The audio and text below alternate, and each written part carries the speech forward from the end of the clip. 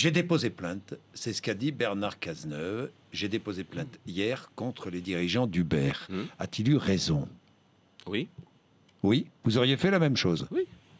Pourquoi? Mais parce que c'est une activité. D'abord, c'est une activité illégale puisqu'elle viole toutes les règles du code du travail. Mais pour l'instant, elle n'est pas illégale puisque Pardon, l'affaire est devant le Conseil constitutionnel. Pardon, Monsieur Bourdin. Bon, allez-y. Petite remarque juridique, petite parenthèse juridique. Ce qui est devant le Conseil constitutionnel, c'est une question prioritaire de constitutionnalité. Oui. Voilà. Oui. Alors pour nos auditeurs, c'est le droit quand on est partie prenante à un procès d'aller devant le Conseil constitutionnel pour contester la loi au nom de laquelle on est traîné devant le tribunal.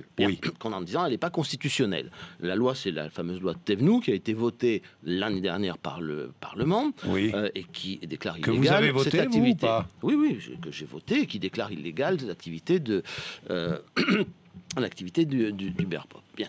Le problème, c'est que tous les décrets, il faut le reconnaître, d'application n'ont pas été pris rapidement par le gouvernement. Donc le gouvernement n'a pas très bien géré cette affaire. Mais il y a eu des contentieux et Uberpop a donc déposé une QPC. Simplement, la QPC n'est pas suspensive. La QPC, tant que le Conseil constitutionnel n'a pas rendu son avis, il n'a pas déclaré la loi inconstitutionnelle. La loi est la loi.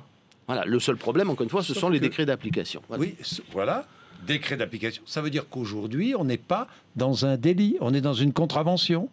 Henri Guénaud, ça veut dire qu'aujourd'hui, il y a des arrêtés préfectoraux qui sont pris et qui ne permettent quoi? Qui ne permettent que des contraventions. Absolument. Bon, mais encore une fois, sur les parties où les décrets d'application n'ont pas été pris, c'est clair qu'il peut y avoir un vide juridique quand le texte n'est pas assez précis. Bon. Mais sinon, il appartenait d'ailleurs au gouvernement de faire prendre des arrêtés préfectoraux déjà pour rendre plus compliquée la tâche des chauffeurs d'Uber.